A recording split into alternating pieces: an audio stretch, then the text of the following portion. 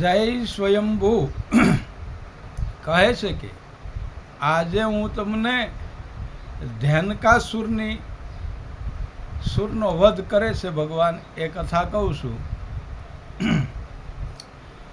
શ્રી કૃષ્ણ ગોવિંદ હરે મુરારી, હે નાથ નારાયણ વાસુદેવા.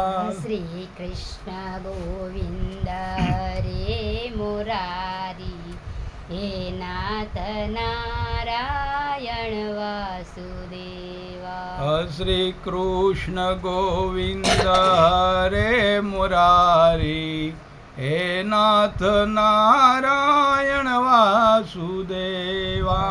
શ્રી કૃષ્ણ ગોવિંદ રે મુરારી, હે નાથ નારાયણ વાસુદેવા. શ્રી કૃષ્ણ ગોવિંદ હરે મુરારી, હે નાથ નારાયણ વાસુદેવા.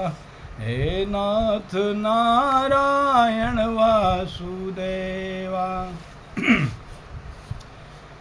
તો આજે કનૈયો વૃંદાવનમાં ગોપ મિત્રો સાથે અનેક પ્રકારની રમતો રમે છે.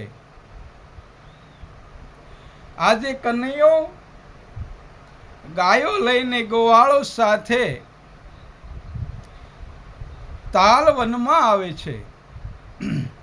તાલવનમાં બોર અને કોઠાના ઘણા ઝાડ છે. બાલ મિત્રો કહે, કનૈયા, અમને આ ફળ ખાવાની ઘણી ઈચ્છા થઈ છે. કનૈયાએ કહ્યું કે ખાવ તમે. બાલ મિત્રો કહે, શું ખાવ? અહીંયા એક ધેનકાસુર નામનો મોટો રાક્ષસ રહે છે. તેની આકૃતિ ગધેડા જેવી છે. તે કોઈને ફળ ખાવા દેતો નથી. બધા લોકોએ એ ખૂબ ત્રાસ આપે છે. બધા લોકોને આ ધેનકાસુર ખૂબ જ ત્રાસ આપે છે. તે આ વનનો માલિક થઈ બેઠો છે. ખરી રીતે વન બધાનું છે. સમાજની સંપત્તિ જે અહીંયા કરે એ ગધેડો બને છે. ભાઈ, ખાવાની સીધ ચડી જાય પણ કોઈને આપે નહીં. તેને ધ્યાનકાસુર. અતિ સંગ્રહ કરે તેને પણ ધ્યાનકાસુર જ કહેવાય. દેહને સર્વસ્વ માને તેને પણ ધ્યાનકાસુર. દેહને સર્વસ્વ માને ને એને પણ ધ્યાનકાસુર જ કહેવાય. ધ્યાનકાસુર ઘરમાં કોઈ પણ વસ્તુ બગડે તે પહેલા તેનો સદુપયોગ કરો. જેના સદુપયોગ ન કરે એ દરિદ્ર પછી થાય છે. ભાઈ, બાલ મિત્રો કહે કે, હે કનૈયા, અમારે ફળ ખાવા છે પણ પેલો ધ્યાનકાસુર મારે છે. બલરામજી બધા મિત્રોને કહે છે, તમે બધા જેટલા ફળ ખાવા હોય ને તેટલા ફળ ખાઓ. ધ્યાનકાસુર આવશે તો હું તેને જોઈ લઈશ. બાલ મિત્રો ફળ ખાય છે ત્યાં ધ્યાનકાસુર ક્રોધમાં દોડતો આવી પહોંચ્યો છે. બલરામજીએ તેના બે પગ પકડીને ચક્કર ફેરવી અને ભોય પર પસાડ્યો કે ત્યાં ધ્યાનકાસુર મરણ પામે છે. બધા બાળકો બલરામજીની જય જયકાર કરવા લાગ્યા, જય જય બોલાવા લાગ્યા અને કૃષ્ણ કનૈયા લાલ કી જય, બલરામજી કી જય કરવા લાગ્યા છે.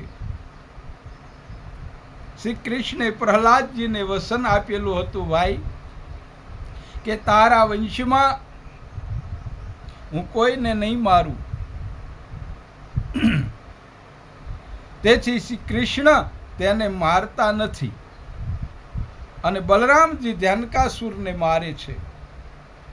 ધ્યાનકાસુર દેહાધ્યાસ છે.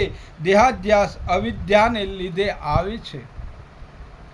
એને બલરામજી મારે છે. અનેક જન્મોના દેહાધ્યાસ એવો દઢ છે કે આ શરીર જ હું છું એવું જીવ સમજે છે. પરંતુ આ શરીરથી તમે જુદા છો. મનુષ્ય હું શરીર એવું નહીં, પણ મારું શરીર એવું બોલે છે. આ શરીરથી આત્મા જુદો છે, પણ જે શરીરને આત્મા સમજે એ જ દેહાધ્યાસ છે. એ જ રાક્ષસ જેવો થાય છે. શરીરથી આત્મા જુદો છે એવું સમજી જે વ્યવહાર કરે એનું પાપ છૂટે છે. એ જ ભગવાનની ભક્તિ કરી શકે છે. સાધારણ જ્ઞાન કે સાધારણ ભક્તિથી આ દેહાધ્યાસ છૂટતો નથી. તે અનેક જન્મોથી બુદ્ધિમાં દઢ થઈને બેઠો છે. ભાઈ, જેવી રીતે દેહાધ્યાસ દઢ છે એવી ભક્તિ દઢ કરો. સતત ભક્તિ કરવાની ટેવ પાડો. બલરામજી શબ્દ બ્રહ્મનું સ્વરૂપ છે.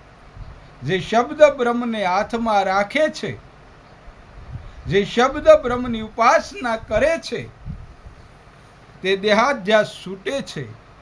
પરિણામે બલરામજી તેને મારે છે.